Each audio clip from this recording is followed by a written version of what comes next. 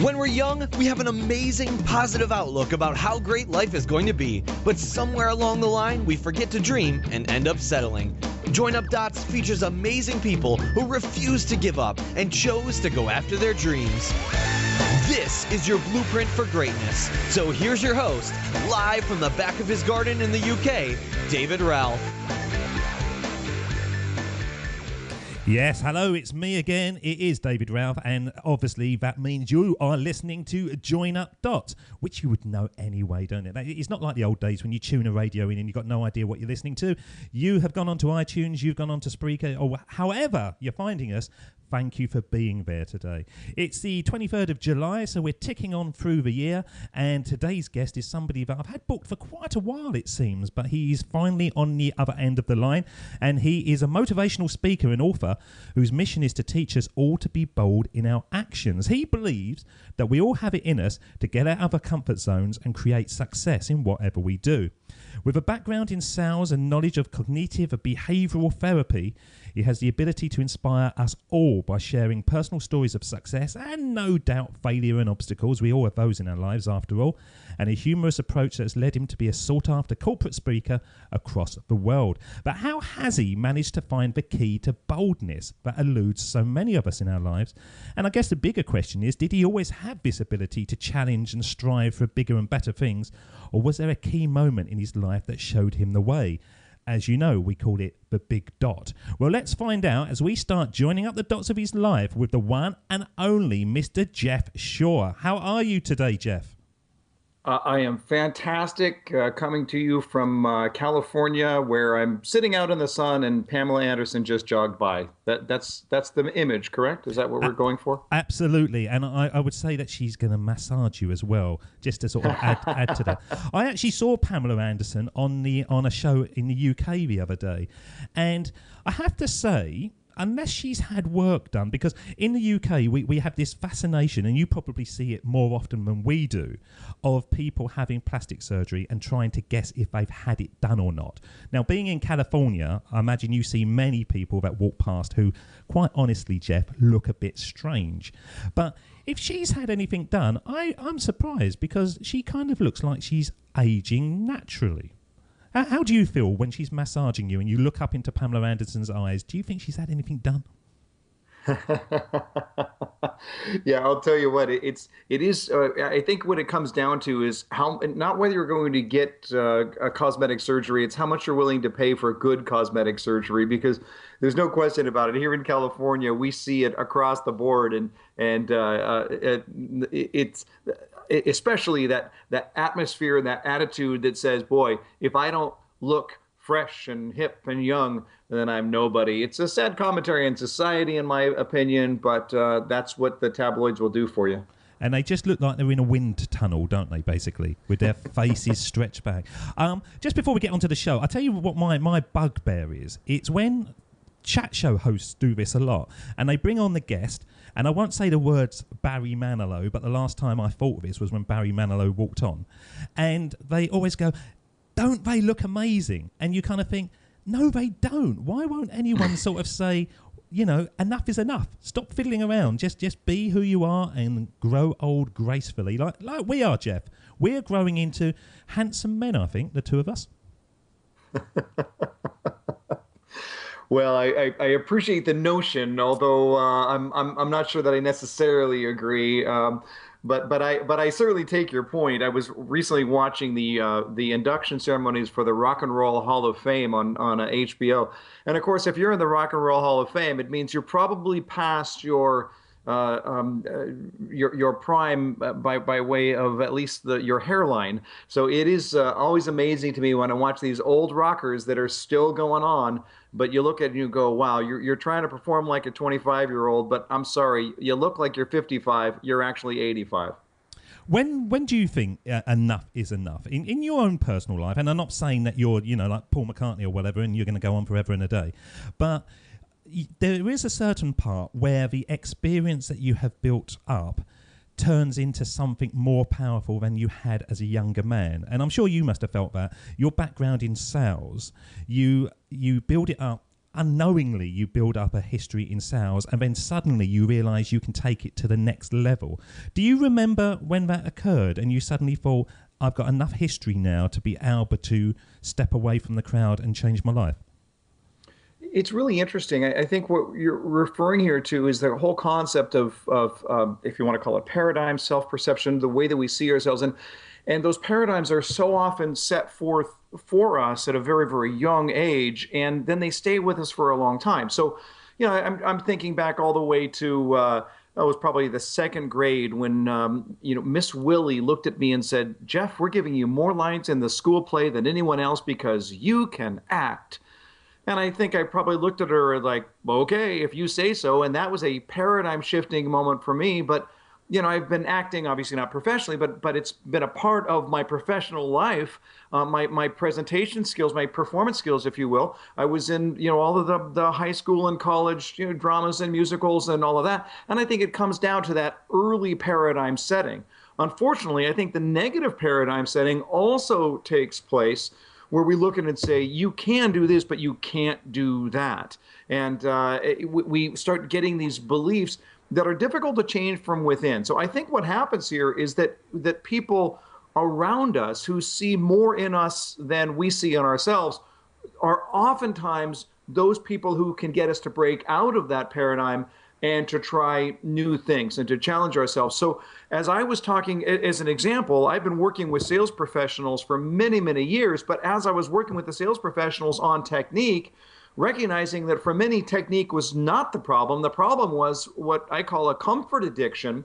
And as I started to begin to talk about this, then people came to me and said, you know what, Jeff, I appreciate your help on the technique, but where you're really helping me is to grow my own boldness and to deal with my own desire for comfort. And that again was an external paradigm shift for me to look at it and say, well, gee, maybe I should be pursuing this more and more. And that was the light bulb moment that really transformed my key emphasis into that idea, not just of sales technique, which I still will talk about, but my real passion here is how people deal with their comfort addictions in all areas of their life. When you had that moment, that aha moment, was it a kind of aha and the clouds parted and the angels came down, or was it sort of like 6 or 7 conversations that had been happening over like 3 or 4 months where you just thought, I can't ignore this anymore, too many people are saying this to me, there's something here to work for? Yeah, part of this is a personality style question, my friend, because I have aha moments about every 12 minutes or so. It's just the way I am. I suffer from goal diffusion. I'm a shiny object guy. I'm just easily distracted. So I'm constantly having these moments where you say, well, that's revolutionary. That's transformational. I have trained myself over time to see if that moment lasts. And that's, for me, the big gauge. So from there, yes, I can look at back and say there was a trigger moment there, but I have to tell you that it wasn't until that stuck with me and it became such a part of my thinking, and I started to absolutely devour the subject matter that I really realized I was onto something. And I think that that's a wise way to be able to look at it. It's okay to be excited in the moment, and I certainly am a proponent of such aha type of moments. But if the passion isn't strong enough to sustain you moving forward, then it probably wasn't there in the first place. So I just think of 2 examples of this. One was an interview that the great Sir Ken Robinson did with Eric Clapton. And Eric Clapton hears all the time people say, well, I wish I could play guitar like you. And he knows it's supposed to be a compliment, but deep down what he's thinking is, no, you don't. Because if you really wish you could play guitar like me, you would practice until your fingers bled over and over again. You'd give up social activities and you would be late at night trying to figure out a very, very difficult riff. And then eventually you would play guitar like me. What you're really saying is, I wish you could play guitar like me without working as hard as you've worked in order to play guitar like me. So the question here is the passion of the aha moment strong enough to sustain you into long-term change, into long-term action? And I'll just, one other quick example. I've written several books. The most recent book was picked up by McGraw-Hill, so you see it in the bookstores. It's a great personal thrill, but that makes my phone ring with people saying, well, how can I write a book? How can I write a book? And I'll always give them the same first step. If they're looking for counsel, I will ask them, I want you to send me a 1-page on your book. Tell me what the title is. Tell me what the elevator speech or what the book is about. Tell me the chapter headings, and then tell me who your audience is. And let's start there, and I'll be happy to sort of walk you through it. I've given that counsel, I don't know, 500 times, and I've received a handful of responses. And it's my way of trying to figure out, is this just an idea in your head, or are you actually passionate enough to do something about it? I love the aha moments, but they're nothing if the passion isn't strong enough to carry it into action. It is fascinating you're saying that, because I'm listening to you, and as the host of this show, I like to butt in, because there's so many times when I kind of think, I've got something to say about that. And the first thing that struck me was the Eric Clapton story you were saying, because I saw an interview with Eric Clapton the other day, and he says that he can't actually play like Eric Clapton anymore. He watches old YouTube videos of himself, and he thinks, I can't actually do that anymore. That's my abilities are diminishing somewhat, which is kind of fascinating that we still benchmark these people as legends in their field, but actually their legends are slipping away. And so it just shows you that there's areas for new challengers to come in and overthrow, but you need to have that ability to practice. You need to have that ability to want to work at 3 o'clock in the morning and then go to bed for a couple of hours and then get up again and keep on going for it. So that's the interesting thing on that. But the other thing that sort of fascinated me as you were saying that is the passion that comes out of you when you talk. Was that always there? When you was like a little chap and a little Jeff Shaw and you're running around the yard, were you always the kind of kid that was going, we could do that, and yes, we could do that, and come on guys, come over here, and we're at this club hut and we'll do all that? Were you a kind of a challenging status quo little 5-year-old? I really was. I was the entrepreneur. I was the lemonade stand kid. I always wanted to try and figure out. I never had any problem. Well, again, this goes back to that paradigm discussion. My father was, believe it or not, a professional magician. And he had me performing as his assistant at a very, very young age. It was a cute little act with a magician and his cute little son up there. It was all good. And so from the very start, I had no problems with stage fright. I had no problems with public expression. And so, yeah, I think I have always had in me that little bit of, get out there. However, the breakthrough came when I understood that I was only willing to do that within my comfort zone. So for me, I had to get to the point where I was willing to put myself out there in areas where I was not comfortable. That was the challenge. So I always had this comfort test to ask myself, okay, do I want to do this? Yes. Am I comfortable doing this? No. Then I'm not doing it. So that's really the big breakthrough for me, was to try and figure out, how do I step out and exert my personality in areas where I was previously hindered by my own comfort addiction? The breakthrough for me in this show came, I created the tagline, and it was almost like my mind was working in a way, because since then, the tagline is connecting our past to build our future. And I don't know where that came from, but it was just, I was sitting in a pub with a mate one day and I said, that's what I'm going to call the show. And he said, what does that mean? I kind of like it, but what does it mean? I said, I don't really know, but it just kind of sounds good. But as we've been doing all the shows, I was speaking to a chap last night and I said to him, I bet you loved Lego as a 5-year-old. He went, I loved Lego. How do you know that? And the ability of, yourself to be a presenter and stand up and be the entrepreneurial 5-year-old. It's amazing that all of us, and I've said this time and time again in these shows, all of us who are looking for our path in life actually know our path. We've just forgotten it. And it's the things that we loved doing as kids, and it's the passions when we ran home from school, and it was the first thing that we would do, whether it was laying on the floor drawing or building things. You can see that time and time again, that if somebody loved Lego and building stuff, now they work in web development and they're building things. And if somebody was a drawer, now they're doing artistry and all that kind of stuff. And so your path was pretty mapped out. And it wouldn't surprise me if you didn't do a bit of writing as well when you were little. I always loved to write, and that is very perceptive on your part. There's no question about it. It was always a big part of my joy. It was a great way to express myself, definitely. Why do you think we forget this, Ben? If this is a commonality which is coming out on my shows time and time again, and even myself, I forgot it until I started doing this show and started reflecting on my own life, and I've heard things and I kind of think, God, I should have been doing this years ago. I just didn't know. It wasn't the dots hadn't joined up in my life.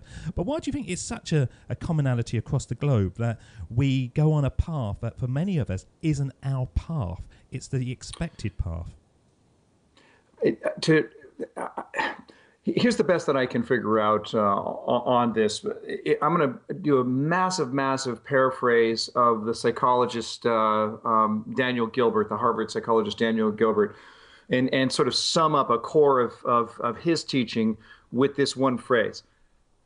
Our memory is far more powerful than our imagination. Our memory is more powerful than our imagination. So if you go back to when, because you clearly, David, have this interest in who we are as young people and how that transfers into our adult life. Well, one of the things that we look at as young people, and maybe today's young people are different because if they don't have an iPhone in their hand, I'm not sure that they know what to do with themselves. But when I was a kid, give me a stick and a playmate, and I'm good to go. I mean, we can play war, we can play stickball, we can do anything we want with just our imagination. And I'm a superhero, and then suddenly I'm not. I'm an actor or whatever. I could do whatever I wanted to do as a child. So that imagination is such an inherent part of what it is that we do. And I think over time, we sort of beat this concept called reality into children and almost teach them that imagination that once served them so well and gave them so many happy times is really maybe not all that useful in day-to-day life. And quite frankly, people are going to think you're a little bit of a freak if you continue on that path. So what happens is our memory becomes much more powerful than our imagination. Not so when you're small, but when you're older, your memory is more powerful than your imagination. And so it's much easier to go to what I am most familiar with, which is what I've always done, versus what could be. And it's one of the things when I study really successful people, they have managed to ignite that imaginative trait and be able to channel it into oftentimes an unimaginative world. So when I look, for example, right now with the work that Elon Musk is doing with Tesla and SpaceX and Solar City, and he's completely into this creative disruption in going in and saying, how does the rest of the world do business? Great, let me cut in and try and figure out a completely different way. It's an active imagination that's channeled in the right way. And when we do that, I think we can create amazing things. But I do think we're locked in this dreaded position that our memory is more powerful than our imagination. I'm kind of in therapy every single day. I have these conversations, and on a Thursday and Friday, my recording days, I do about 6 or 7 a day. And a lot of the conversations blur into one, but there are themes that run through it. But a chap who was episode 82 4 ago, so if you haven't listened to that one, jump back because it's a belter. It really is. He says that it is easier for us to do the bigger dreams than the normal stuff that everybody else does. And his kind of logic is he's basically managed to get himself on Richard Branson's flight, or he's down to 50% chance of getting on this flight to go up on that spaceship that he's creating to photograph the world from space.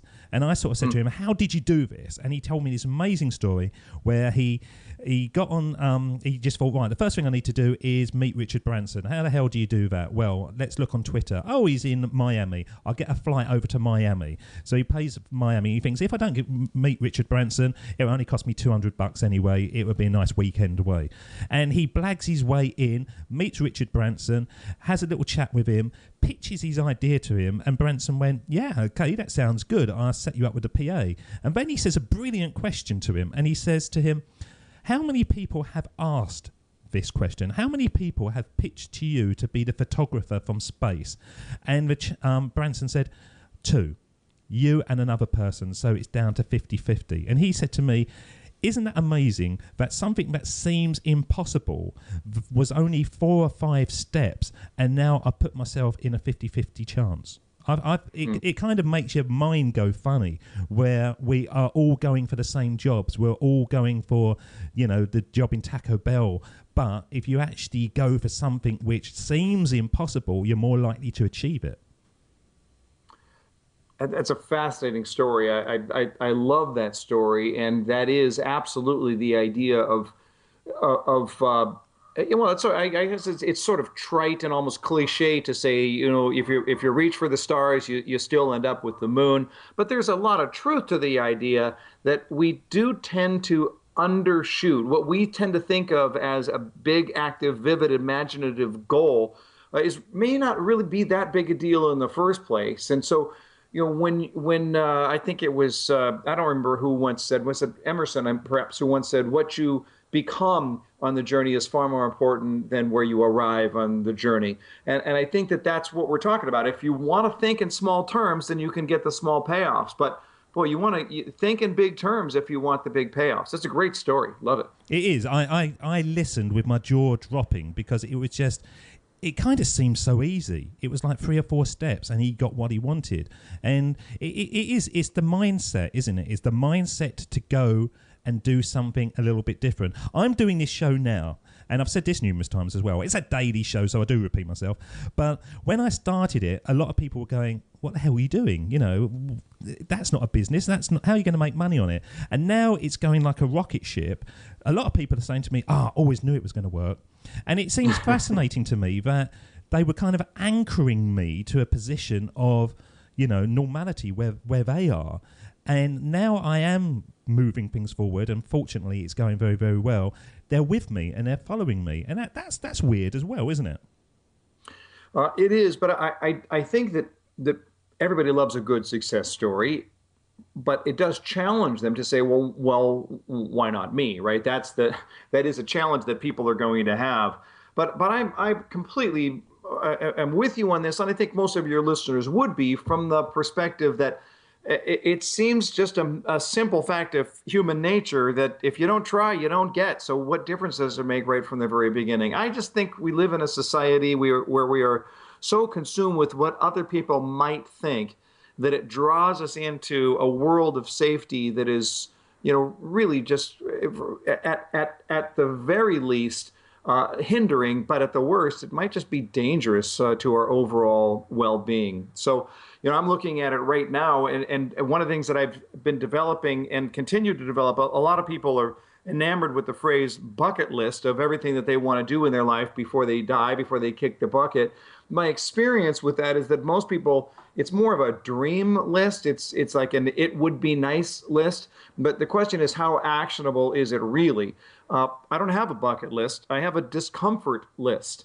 And I have a list of things that I have always wanted to do, but I've been hindered by my own desire for comfort, such that I have not actually taken the action on any of those things. Because again, I think we all have some of that comfort addict in us. So here I am at age 52, presently taking jazz piano lessons with a goal to try and perform publicly sometime in 2014. I've played very little piano. I've never performed publicly ever, but I want to play in a jazz piano trio this year.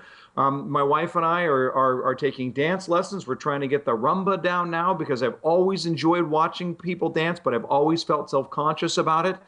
And at age 52, here's where I've completely lost my mind. In March, I joined an adult learn to play ice hockey class. And I've been an ice hockey fan since I was a very small child, but I don't know how to ice skate. So I've always used that as an excuse never to even try it. And here I am saying, hey, listen, I do not want to let my discomforts get in the way.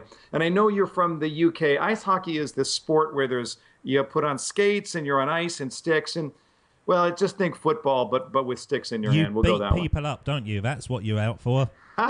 That's why I want to play. I want to hit somebody. Yeah. Yeah, just knock their teeth out. But what now you're doing these things. Is there a little bit of you that thinks, why didn't I do it 10 years ago when I was 42? There is just absolutely no question. I'm not the type of person that really likes to dwell on regrets very much, but it's go back to your Eric Clapton story about his realization that he can't play the way that he used to play. And that might very well be true. But what he has now that he didn't have back when he could play that way, he has wisdom, he has perspective, and he can use that to help grow and mentor young musicians who are coming up, to give them a piece of what he knows. So that's where I am right now. I don't want to go back and say, why didn't I do this sooner, and beat myself up over it. What I do want to do is reach other people and say, why not now? Why not now? What are you waiting for? And that's the big concern, is that safe zone draws us in to say, stay where you're at. Your memory is more powerful than your imagination. So you're going to think back on the way that it's always been, that you've always done things. And that's a core part of my message, is to challenge people to say, why not now? Why not now? How did you get bold, though? Because what you're saying now is it's almost like a very gung-ho attitude, and you're doing things because there's a certain part of our life, and I felt it. I think I felt it when I was 30, and I felt it big time when I was 40. And I think the 41 was double of, oh my God, I'm wasting my life. What am I doing? I need to do something. I need to leave my mark. But we're not like that as youngsters. We think we've got forever and a day, and we think that, things aren't going to go our way, so we do go with the herd, and we just sort of float along. But when did you become bold? When did you actually stand up? Because even your presentations, you speak in vast crowds. I've done that as well, and that's not something you can do instantly. Some people can, but it's something you build up to, and all of us, even if we've been doing it for years and years and years, are terrified. We control it in a different way. So can you remember a time when you look back and you go, that was so scary, but I almost couldn't deal with it and push through? I was here in the United States, I was the national sales director for a Fortune 500 company, and I had been with this company for 11 years. I climbed the ladder, and then to quote the late Stephen Covey, what happens when you climb the ladder for years of your life only to realize that the ladder is leaning on the wrong wall? And there was a massive reorganization. I was offered a position in the company that I refused to take. After 11 years, we sort of looked at each other across the table and said, all right, well, thanks for playing the game. Here's some lovely parting gifts. Enjoy the rest of your life. And the next thing you know, I'm out of there. And I had the problem is that job was so safe for me. I was on this natural projection and trajectory to constantly get a slight increase in salary, a slight increase in office location, a slight increase in title, and I had followed that path over and over again. I didn't realize how safely I was living at that moment. So it wasn't until this really happened to me that I had to step aside, first feeling very much the victim here. Like I gave, like saying to this big corporation, I gave you my heart and soul for all those years, and this is how you thank me. And I've had to have that massive pity party, only to step back after a time and say, okay, well, I didn't ask for this, but now there's the opportunity for me to reinvent. Now there's the opportunity for me to design the life that I wanted to lead. Now, I admit to the listeners that was easier for me from the perspective that, having left this company with a big severance package, I had the financial footing to be able to start my own company, to be able to do that. That made it easier. But it wouldn't have been appropriate if I wasn't in that position for me to say, well, you know what, I just can't afford it, or I don't have the time, or I don't have the talent, so I'm going to go work for another corporation doing the same job. That would have been the safe thing to do. It would also have been, in retrospect, the horrific thing to do. Because in these last 15 years that I have built my own business and my own name and my own brand and my own opportunities, they have been by far the best 15 years of my life professionally, and I am accomplishing things and having a great time doing it that I would not have done except that I had been sucked into that atmosphere of safety. And I'm looking at it, just one last picture of this to challenge the listener.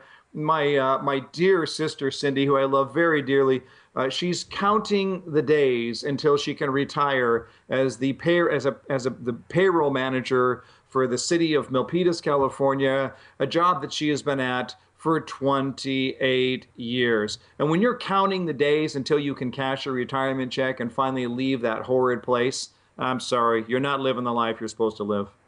I did 15 years for one company and I did 10 years for another, or just under 10 years. And I look back on it, and the first 15 years, I didn't know any better. It was just what I was doing, and I'd go off on holiday, have a few beers with my mates, and just kind of just exist, really. But the last 10 years, I think that there was a bubble, and it was starting to float up. And it got to the point where the bubble was so big, I had to jump into it and just float out the window. And I think I couldn't have stayed there any longer. But I've never been pushed out of anywhere. Once I did, but that was more due to my stupid actions, really. Another story. But for most of the times, it's my choice to do that. And I would have loved to have been pushed out of my job, my last one, 5 years earlier. I look back on it now and I think I could still be there for another 15, 20 years. I had to make a conscious decision. And I remember when I did that conscious decision, it took all my energy to actually remain focused afterwards, because I had a 3-month notice period I had to work. And once you make that decision, and I say this to all the listeners, once you make that decision to actually do something, and it doesn't have to be quitting your job, it doesn't mean punching your manager in the face, it doesn't mean anything, it can just be something that does take you out of the comfort zone. You need to do it as quickly as possible. Once you make that decision, do it before you change your mind, because I found that 3 months of waiting before I could leave was the hardest thing that I ever went through. I never felt that I was going to change my mind, but my energy just went down, down, down, down. Now I'm doing this. It's like I'm bathing in rocket power, Mr. Shaw. I love it. I love it. I love it. And I would guess that had you stayed at that company and said, you know what, it's just not prudent, it's just not responsible for me to do something else, so I'm going to stay here, that discontent would still stay with you. But the next time you decide you wanted to leave, it would actually be harder to leave. You might think it'd be easier because the discontent continued to rise, but you had already recommitted. That, I think, makes we get stuck for a longer period of time. Is that not so? Yeah, I think so. And I think what you were saying about when you lost your job and for a while you was a victim, that is what we class the big dot. That is the dot that for most of the guests on the show, they will have a time that they look back and go, that was crap. That was a terrible time to go through. I really didn't like it. But my God, now I look at it now, thank God that happened, because if it wasn't for that big dot, then my life wouldn't be where it is now. And it seems, once again, a commonality that runs through all the shows, that people have to almost get to rock bottom. They have to have a certain amount of pain and discomfort before they challenge that comfort that they're in. And the comfort word is the worst swear word ever now, I think. I think for everyone who's in a comfort, and if you are in comfort and you love it, then great. As I always say, if you love doing your job, go in there. And if you want to do a 9 to 5 and then come home and sit on the sofa with a box set of whatever, then brilliant. But if you do want something else, you've got to start challenging that comfort feeling, because there's no way of moving forward otherwise. What do you reckon, Jeff? How can somebody start breaking free from that kind of, oh, I'll wait till next week, oh, there's a pay rise in August, and that constant thing that keeps you in a position when you're not happy? Well, I think, it's a question that I get actually on a regular basis. People ask me, how do I build the boldness muscle, as I refer to it? And I think it's a good question. I think the stronger question is not necessarily how, but when. Because when we think about our discomfort, the problem that we find ourselves, and this is just an extension of human nature, if I wait to respond until I'm facing that discomfort, then I'm likely to respond from the very primitive part of my brain. And we have this flee instinct in us. It's just part of our DNA that says when we see discomfort, when we sense discomfort, that we perceive that as some sort of threat to us. And in our threat sensitivity, our brain is going to send the message that says, run away. And this is very, very common. Whenever we're uncomfortable, we're going to have a decision to make. I constantly am telling people this. Every moment of discomfort is associated with a moment of decision. And it doesn't matter what it is, in work or in life. Your teenage daughter rolls her eyes at you. It's uncomfortable. Great. Now you have a decision to make.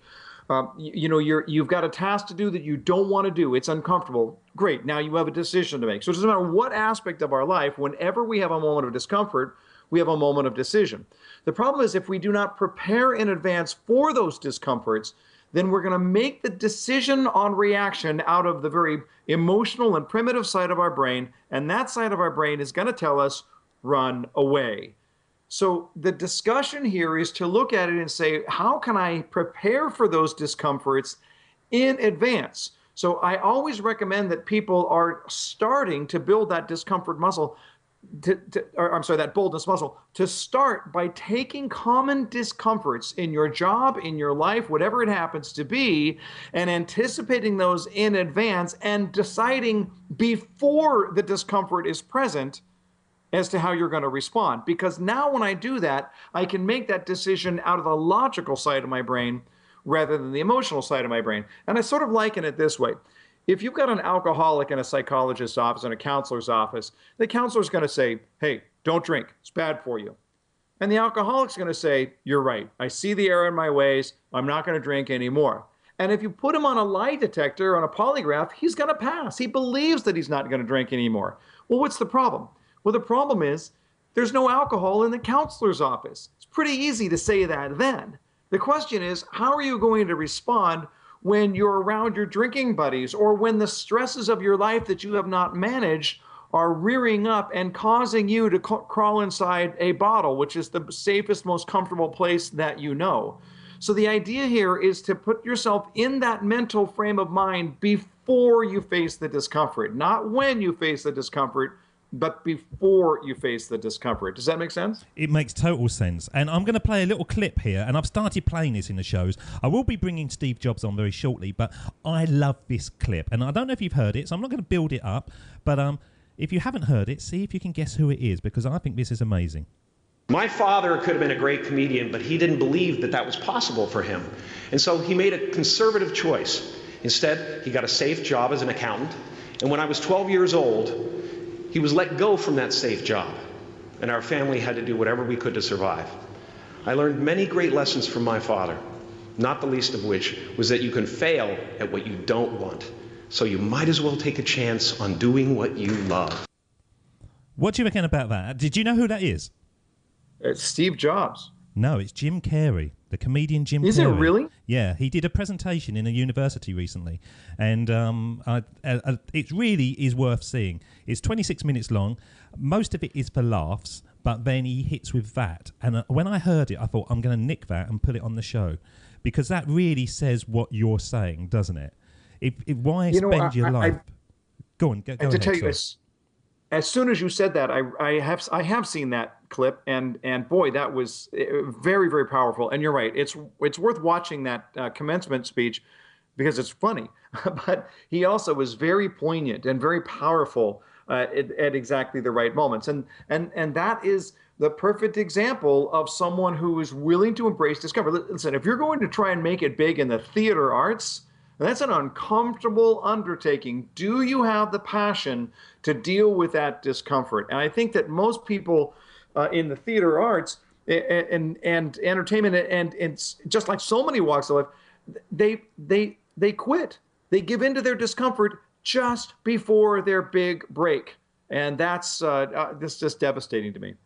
It is to me as well, and that's one of the reasons this show is themed in such a way. I just want somebody out there, and fortunately I'm getting many emails from people who have said, and they've pinpointed moments in the shows, and I'll be ashamed to say a lot of them I don't actually remember saying or thinking in these shows, because they were sort of one after. It's like a tsunami of positivity that I'm swimming against at the moment. But they send me these emails and they jot down key elements, and they say, it was that made me want to do this. And they're telling me what they're doing. And I'm building up this network across the globe of people. And it's lovely. And it was brilliant when it started because it was so unexpected. But now it's getting so big, I feel like almost I'm not managing to give them as much support as I want to, because it's just me doing it. But for you listening out there, if you do send me an email, I do read all of them. And I will get back to all of you in some regard. But I love what you're doing. I really love that support, and I love the fact that you are challenging because there is a better life out there. And that really leads us on to the main speech, and this is the Steve Jobs one, and this says just that. Have faith in your abilities, trust yourself, and take action. So this is Steve Jobs. Of course, it was impossible to connect the dots looking forward when I was in college, but it was very, very clear looking backwards 10 years later.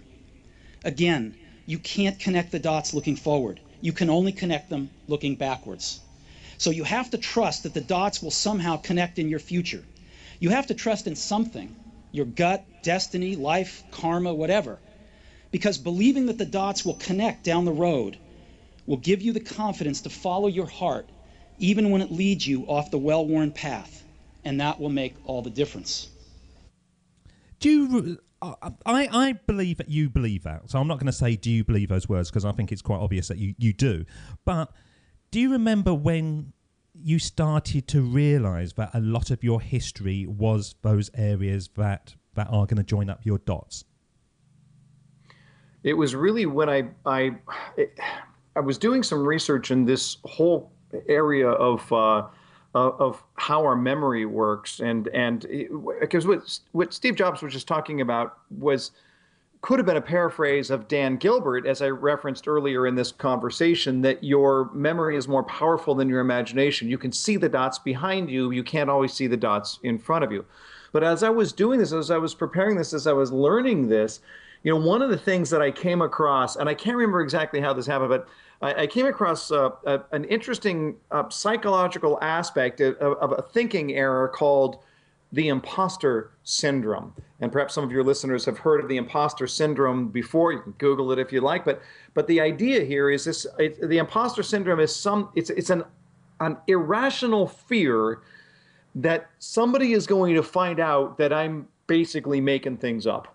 That I am the proverbial emperor with no clothes, that they're going to be on to me. And I remember reading about the imposter syndrome and thinking, oh no, they figured it out. I'm making stuff up for a living. This is not good. And it was almost terrifying to me. So then I went to a trusted friend and I told him about this emotional response that I had to this imposter syndrome, the fear that people are going to figure out that I do a lot of making stuff up as I go.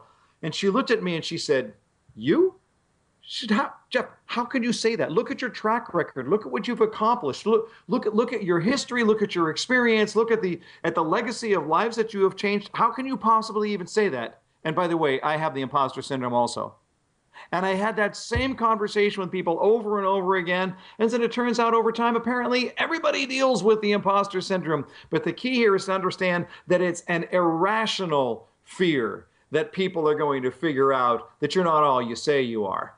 So for me, it was a matter of looking at it and saying, boy, you know what? Here's the problem that we have with people like you and I have.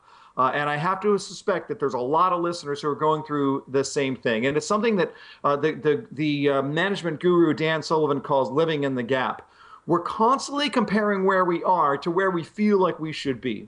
We're constantly looking at it and saying, I've gotten to this level of success, but dang it, if I really would have worked hard, I could have been at that level, or I could have done this much more or made that much more money. And there's nothing wrong with having big goals. I think we've made that clear that I'm a big proponent. But when we hang out in that gap between what we've accomplished and where we are, where we feel like we should have accomplished, it's going to lead to frustration and self-doubt and a lack of confidence. And the remedy here is to constantly look at it and say, where am I versus where I was? So it's not where am I compared to where I should be. It's where am I compared to where I was. So we've got to constantly look at it and say, how do I make sure that I'm feasting on those victories and that I can show a clear trajectory of growth and success in my life? Now, if I look back and I say, this is where I am today, this is where I was a year ago, and I see no change, that should freak you out. That should panic you. But if you can go back and say, look at what I've done in the last year, the last 2 years, the last 5 years, if I can stay out of that gap, then it motivates me to continue to connect the dots going forward. Again, to draw Steve Jobs back into the conversation. So for me, and even in my team, there are 8 of us on the Shore Consulting team, We send an email around every afternoon at 4 o'clock called the Daily Win, and everybody has to report in. This was the biggest accomplishment for me of the day. We want to make sure on a daily basis that we're counting those victories and marking our progress. We have dinner time in the Ralph household. I'm missing my dinner tonight, but they're eating, and I'm sure they're enjoying the curry that I cooked just before we started interviewing. And one of the things that we always do, we always say, what was your good thing and your bad thing? And you have to go around the table and you go, well, my bad thing was, I was really tired when I got up this morning. I wasn't ready. But my good thing was, and we always sort of end on a positive and stuff. And we go round in a circle. And it's just something that we've done for years. And it's like that win email. It just puts like a positive spin on it. And it got to a point where I thought the kids are growing up now, they won't want to do this, but they still want to do it, and they do it every single night. And when the girls bring their boyfriends home, the boyfriends, you can see them going, oh God, they're doing this, what am I going to think of, what I'm going to think of. But it's a nice way of benchmarking your day, and it's a nice way of just celebrating those small wins, isn't it? When you contrast that with the normal conversation, how was your day? When you think about it, go back to teenagers again for just a moment. Your average teenager is inflicted with so much negativity between what they see on the news, between just today's Facebook streams, for crying out loud, with complaining and everything else that goes on. If you simply ask the question, how was your day? You're probably going to start with a negative response. If you're including in there what was the best part of your day, what was your win, you force them to stop and recount into the positive. I think that's if for those of your listeners who are hearing this, and if that's the only thing you got out of this entire time together, that one piece of advice is well worth it. What's the conversation you have around the dinner table with your kids? It's a part of life that is being lost, isn't it? So many people will eat in different rooms, and they will whiz in and they will whiz out. I think that the dinner time, the family dinner time, is so vitally important. And unfortunately, with our life at the moment, it's not every day like it used to be. But when it is your one moment, isn't it, to really take focus on the people that you love the most. There is an aspect of vulnerability in such conversations that sometimes eludes us. We can be ourselves. We can be open and honest with our family, but even that ability with our own family is lost in its infrequency. So just to continue the conversations and to stay with that refreshing honesty, it's a beautiful way to spend that time around the table. Do you have people that you can't relate to? Are there people that actually, when you deal with them, they will make you uncomfortable? Even though you're a natural talker, you're a positive guy, are there people in your life that you have to deal with that for some reason or other, you are not Jeff Shaw when you're dealing with them?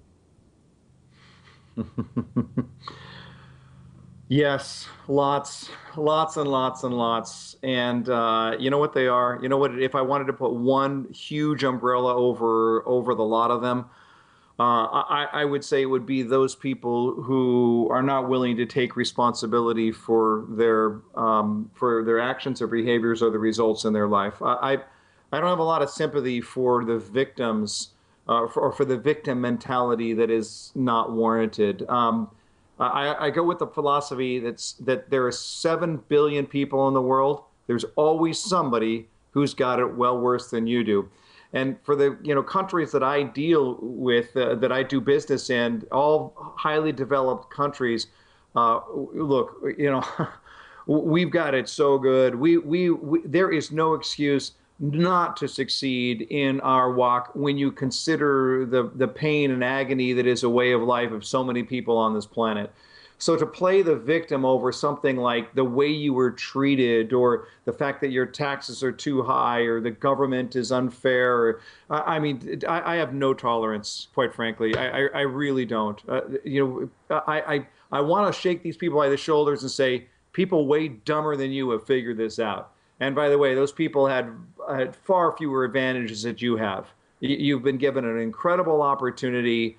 Get out of your own victim mentality and take responsibility for your own actions. I hope that wasn't too crude a statement right there, but that's me from the heart. That's what this show is about. I'm reading a book at the moment. It's by the side of my bed that my daughter bought me, and it's called Think Like a Freak. And it's about looking at problems in a different way to everybody else. And they talk about how people beat the 4-minute mile by changing their mindset and blah, blah, blah. And one of the things I read last night, and I sort of said to my wife, and she went, oh, that's a bit morbid. I went, no, this is fascinating. That if you go to the poorest countries in the world, the suicide rate is almost non-existent. And the suicide rate in places like America, well, America exactly, this is what they were saying, is twice the homicide rate. When you think that in the States, you've got so many more opportunities, but you then have got that kind of perception of standard of living that the poor people don't. They accept their situation and they make the most of it. Where in the UK and the United States, we are, for many of us, benchmarking ourselves, exactly as you said, against where we think our life should be and not being happy with it. Mm-hmm. It's a sad commentary. It really, really is. The good news is that there is that remedy, but the remedy does start from taking that amount of self-control, of looking at it and saying, look, I can only control what I can control, but I can control what I can control. And I think what we can control is much broader than sometimes we think. When we're thinking out of our comfort addiction, we look at things that are uncomfortable to us and we say, I'm just simply not even going, I can't do that. I can't. And I want to change the way people think about it and look at it and say, well, let's talk this through a little bit. Who's saying you can't? Because more often than not, it's your own desire for comfort that's putting that limitation on what you're going to accomplish in your life. Just before we put you on the Sermon on the Mic and we send you back in time to have a one-on-one with your younger self, where can you see yourself being by the time you're 60? What things are scaring you at the moment, but you just know there's something that you need to conquer and move on? Where's Jeff Shaw going to end up? Well, that's a great question, and you're asking for a peek behind the curtain there, my friend. And that's what I do. I got to decide how far to open it. So yeah, you know what? I think. Look, I am a sales junkie. I love the sales process because it's so psychological. I love to learn the way that people think. But I think, for me, more and more, I really fancy the idea of working with people who deeply desire to demolish the discomforts in all areas of their life. And I'll always be involved in the sales business, and I really, really enjoy that. But I really just love the stories of people who grapple with long-held discomforts and systematically build the boldness muscle in order to dismantle those. So, I have, when I'm looking at my goals, when I'm looking at where I want to be, I've got actually 2 mastermind groups that I run right now, but the next one will be on a much deeper level. I could picture a 4-day conference to bring people together who want to just line up every area of their life, go on a journey to try and first identify and then dismantle their discomforts and come out of there feeling like they're just so much stronger and well prepared with a solid game plan to try and move that forward. So that's just one little peek. But more than anything else, the passion continues to grow to help people to dismantle their comfort addictions. I wish you success with that. Now, let's see what the young Jeff Shaw would have thought, because I'm going to send you back in time now. And if you could go back in time and have a one-on-one with your younger self, what age of Jeff Shaw would you choose? Would it be the 5-year-old lemonade stall guy? Would it be the slightly older one doing magic tricks with his dad? Or would it be somebody who was just about to hit his big dot and move on to his future? So I'm going to play the tune, and when it fades out, you're up. And this is the Sermon on the Mic.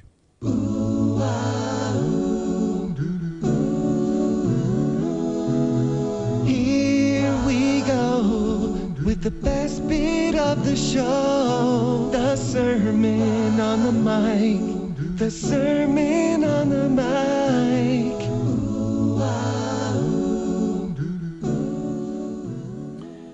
Jeff, I want to tell you 2 things here. First of all, I want to talk to you in those early formative years, in late high school and then into your early days after high school, when you made something of a wreck of your life and the life of people around you. And the piece of advice that I want to give you before you get to that stage is this: you are free to make any choices that you want, but you are not free to escape the consequences. You're free to make any choice that you want, but you are not free to escape the consequence. And I want to tell you right now, every choice that you make will have a consequence. And you can only control the choices. You can't control the consequences.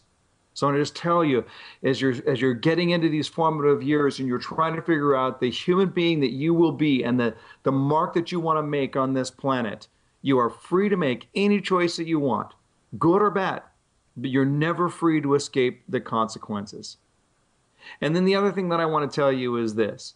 You're always going to have two routes. There's a part of you as a young man right now that wants to move to New York and be on a stage. There's a part of you that wants to pursue a career in music. There's a part of you that wants to have more play in your life. But there's going to be a whole world out there that's saying, take the safe path. Here's the office. Here's the title. Here's the money. Here is the path that's laid out for you. It's tried. It's true. It's proven. And it's safe. You're always going to have that choice. Don't make the mistake that so many people will make of waiting too long to make the shift. Don't live your life with regrets. Be bold, be daring, and you can change the world. Here.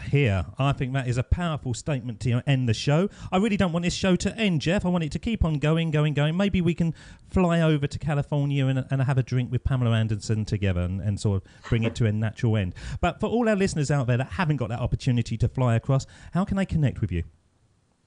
The starting point is jeffshore.com, and my email address, jeff@jeffshore.com. So even as you're thinking right now, if you're listening to this and you've got a very specific discomfort that you've thought of in your life, that you want to just bounce it off of me, and maybe even if I could be so bold as to be able to hand you a couple of ideas as to where to start, that's absolutely the resource. Go to jeffshore.com or shoot me an email, jeff@jeffshore.com. We've got a host of free resources by way of video. We've got a whole YouTube channel and white papers. You can follow us on Twitter @JeffShore, at our Facebook community, Jeff Shore Community on Facebook. And you can sign up for a weekly email we put out every Saturday morning. It's a video email with new, fresh insights and tidbits, especially for sales professionals. It comes out every Saturday morning. But jeffshore.com is the clearinghouse for all of that. We'll have all those links on the show notes. And thank you so much for spending time with us today, joining up those dots, Jeff. It's been a brilliant conversation. Please come back again when you have more dots to join up, because I believe there's more exciting things. And do come back if you do have a fight on the ice rink. I'd like to see that. I don't know why I want to see you beat up another man, but there you go. I do believe, though, that by joining up those dots and connecting our past, it is the very best chance we have to build our futures. Jeff Shore, thank you so much. Thank you, sir. It was my pleasure. David doesn't want you to become a faded version of the brilliant self you were once to become. So he's put together an amazing guide for you called the 8 Pieces of Advice that every successful entrepreneur practices, including the 2 that changed his life. Head over to joinupdots.com to download this amazing guide for free, and we'll see you tomorrow on Join Up Dots.